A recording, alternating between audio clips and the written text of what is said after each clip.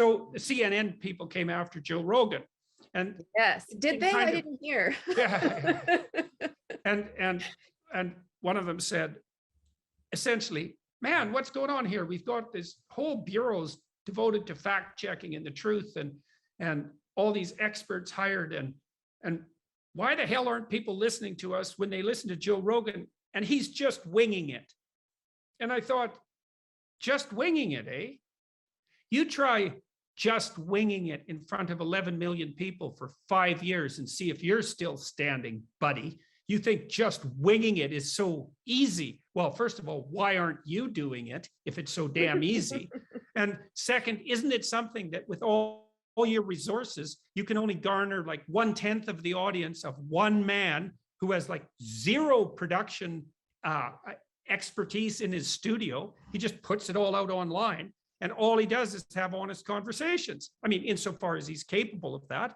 You know, Joe stumbles and he knows that and admits it. And sometimes he gets too, buttoned down on a given point. But fundamentally, he's just trying to do what we're doing here, which is to have Don't you want to just say, leave him alone? Whoever wants to listen to Joe, go listen to Joe, for goodness sakes. And yeah, well, part of me now thinks, hey, keep at it, guys.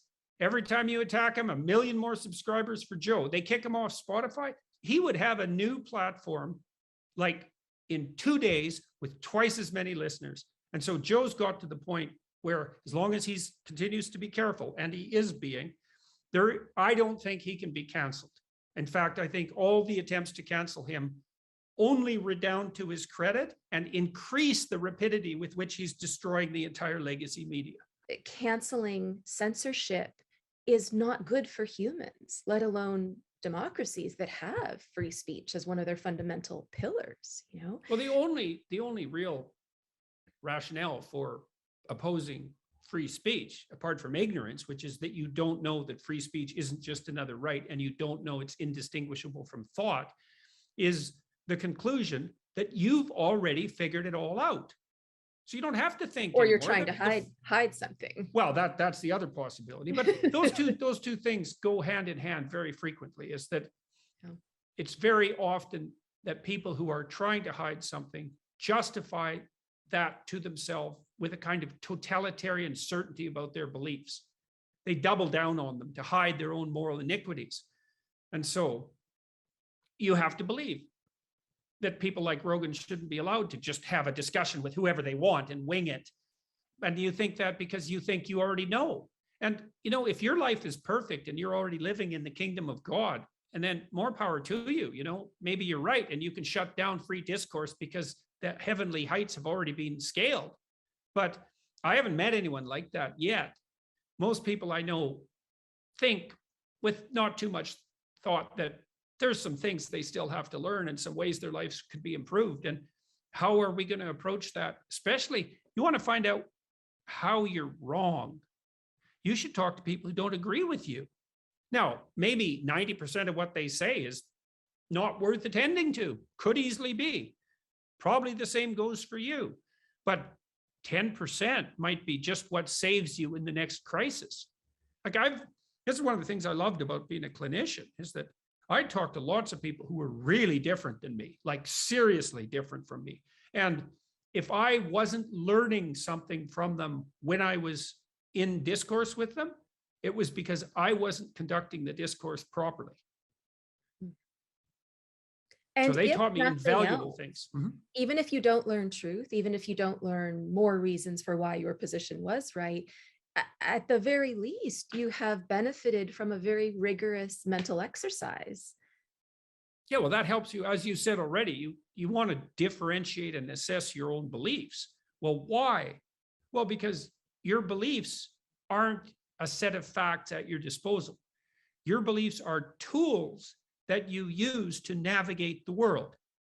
And the more finely tuned those tools, the more different. Like, I have a shed at home, a shop, with all sorts of power tools in it. And one of the things I learned, because I've renovated houses a number of times, one of the things I've learned is that if the job is difficult, you don't have the right tool.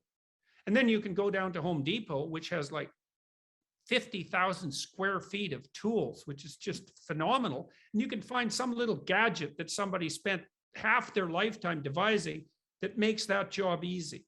Well, that's ideas. Ideas are tools. They're not facts. And you have to sharpen them and take care of Mhm. them and keep And them from being differentiate rusty, them. and You put them bet. away in the right way, Mm, right? and Like the maintain them. You metaphor. bet. Metaphor is beautiful. You know, it Mhm. seems like, so talking about both the trucker situation and then the Joe Rogan situation, it seems in many respects like intellectuals or elites have gotten us into this mess. And it's the truckers and the Joe Rogans of the world that are getting us out of it, arguably. Mhm. You know, what does this say about education and academia and civil discourse and democracy moving forward? Well, it says that the highest and the lowest always have to be united. And what that means in some Pretty sense beautiful. is that, well, I learned that in part from watching Wagner's Die Meistersinger, the opera, because the libretto elaborates on that theme in an absolutely stellar manner. Because in his opera, the opera details out the actions of guilds of men. And so each guild is made out of domain experts. So one of the heroes is a cobbler who's an expert shoemaker.